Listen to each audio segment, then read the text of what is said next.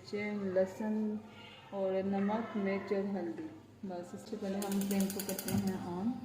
और ये हमारे पास जो है वो काली तोरियाँ हैं हमारी, और एक डिफरेंट फ्लेवर देगा इसमें, गोश्त का जायका आएगा आपको। तो फाइनल डिश है वो रेडी हो चुकी है माशाल्लाह। आप देख सकते हैं कि इसने ऑयल भी अपना छोड़ दिया है। बिस्मिल्लाहिर्रहमानिर्रहीम, अस्सलाम वालेकुम। Welcome to my YouTube channel Isma food secrets. कैसे हैं आप सब? तो आज मैं आपके लिए काली तोरियों की रेसिपी लेके आई हूँ और ये बहुत डिफरेंट और मज़ेदार होने वाली है। तो इसके लिए मैंने सबसे पहले ली हैं 1.5 किलो तोरियाँ। उसके अलावा मैंने इसमें ऐड करना है प्याज। प्याज मैंने एक बड़ा लिया है, उसको बारीक काट लिया है। इसके अलावा हमें इस रेसिपी के लिए जो चीज़ चाहिए वो है टमाटर। टमाटर मैं फ्रीज़ यूज़ करती हूँ, तो मैंने इसको कद्दूकश कर लिया है। अगर आप दूसरा यूज़ करते हैं फ्रेश, तो आप इनको चॉप कर लें। तो यहाँ पे मैंने हरी मिर्चें ली हैं, लहसुन लिया है, नमक लिया है, हल्दी और मिर्च। तो रेसिपी को करते हैं स्टार्ट। आप कुकर को देख के लाजमी हैरान होंगे कि आमतौर पे ये रेसिपी तो हंडिया में बनाई जाती है, पर आज मैं आपको झटपट तोरी की रेसिपी बताऊंगी और ये इतनी मज़ेदार होगी कि आप इंशाल्लाह इसको बार बार ट्राई करेंगे। तो ये मैंने 1 गिलास पानी का कुकर में डाल दिया है। अब इसमें 1 बाय 1 मैं बाकी की चीज़ें ऐड करूँगी।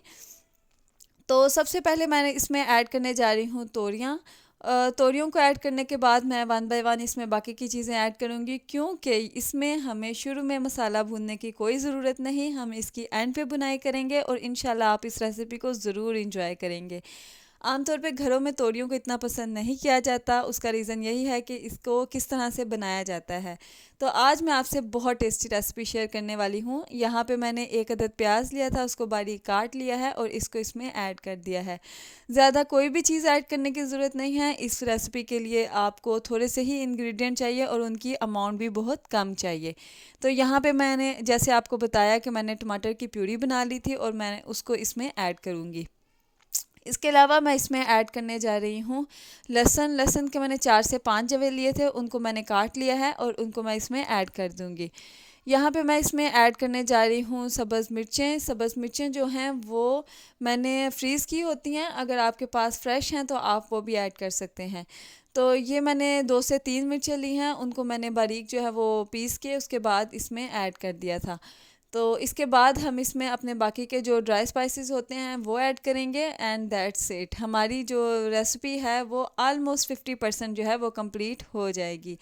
तो ये रेसिपी जब आप बनाएंगे मैं आपको एश्योर करती हूँ कि आपको ज़रूर पसंद आएगी। यहाँ पे मैं इसमें ऐड करने जा रही हूँ नमक। नमक जो है वो हस्बे ज़ायका होता है, या फिर आप इसमें जो है 1 टीस्पून ऐड कर दें। यहाँ पे मैं रेड चिली पाउडर ऐड करूँगी, ये मैं 1.5 टीस्पून जो है वो ऐड करूँगी, क्योंकि आपको एक टिप देती चलूँ कि तोरियों में मिर्चें बहुत जल्दी बहुत तेज़ हो जाती हैं, तो आप इन मिर्चों पे हाथ ज़रा हल्का रखिएगा। यहाँ पे हल्दी का मैं 1/2 टीस्पून ही इसमें ऐड करूँगी। नेक्स्ट अब मैं इसको मिक्स कर दूंगी एक दफ़ा अच्छे से, और मैं इसमें एक सीक्रेट इंग्रेडिएंट भी ऐड करूंगी जो कि आप देख के हैरान हो जाएंगे कि ये तो हमने कभी इसमें ऐड ही नहीं किया। तो यहाँ पे मैं जी लेने जा रही हूँ एक सीक्रेट इंग्रेडिएंट, जो कि हमारे पास है हमारा खड़ा मसाला। आम तौर पे मैं जो हूँ वो ये चीज़ें ऐड नहीं करती, लेकिन ये ऐड करने के बाद मुझे पता चला कि ये लाजमी ऐड करनी चाहिए। ये है हमारे पास मोटी इलायची और 2 लौंग।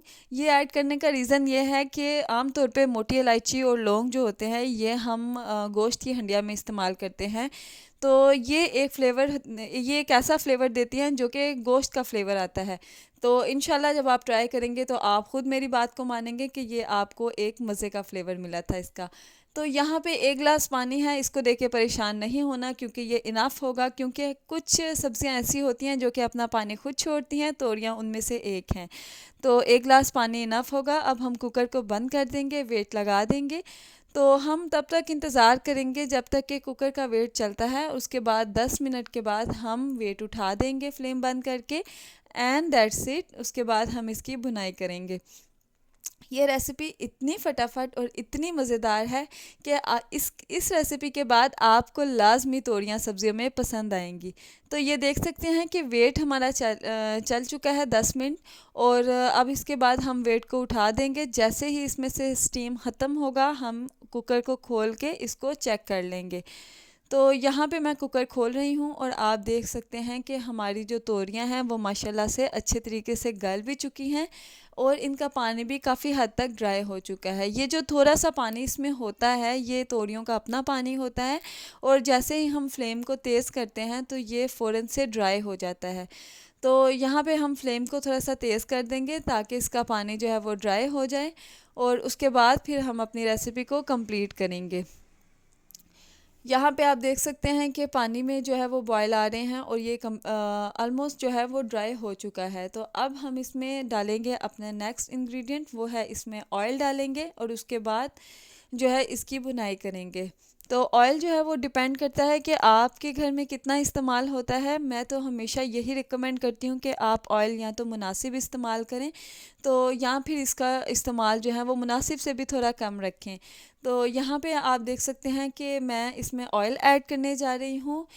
मेरा जो हंडिया का चम्मच है वो नॉर्मल से थोड़ा सा बड़ा है तो मैं इसमें ऑयल जो है वो 1 चम्मच से भी कम इस्तेमाल करूँगी। जो तोरियाँ हैं वो हिस जाती हैं यानी कम रह जाती हैं तो और ये बनने के बाद अपना ऑयल छोड़ भी देती हैं, तो इसलिए इसमें मुनासिब ऑयल ही इस्तेमाल करें तो बेहतर रहता है। अगर आपका छोटा चम्मच है तो आप इसमें 1 चम्मच भर के ऑयल का इस्तेमाल कर सकते हैं।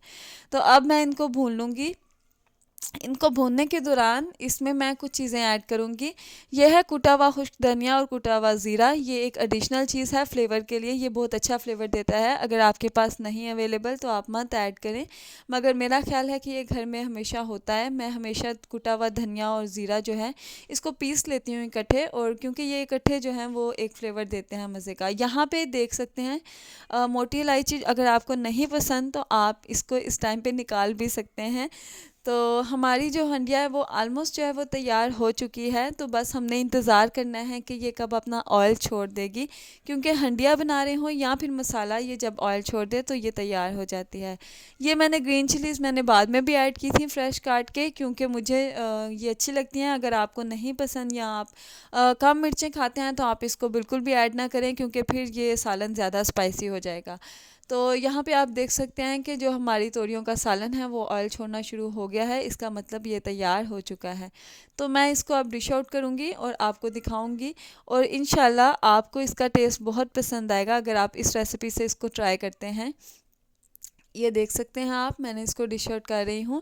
और मैं आपको इस चीज़ का बताऊँ कि अगर हम हंडिया बनाते हैं तो उसको जितना ज़्यादा हम सिंपल रखते हैं उतने ही ये मज़ेदार बनती है। यहाँ पे मैंने इसको गार्निश किया था धनिया से, और उसके बाद मैंने इसमें मिर्चें मैंने थोड़ी सी फ्राई कर ली थी और वो इसमें ऐड कर दी थी।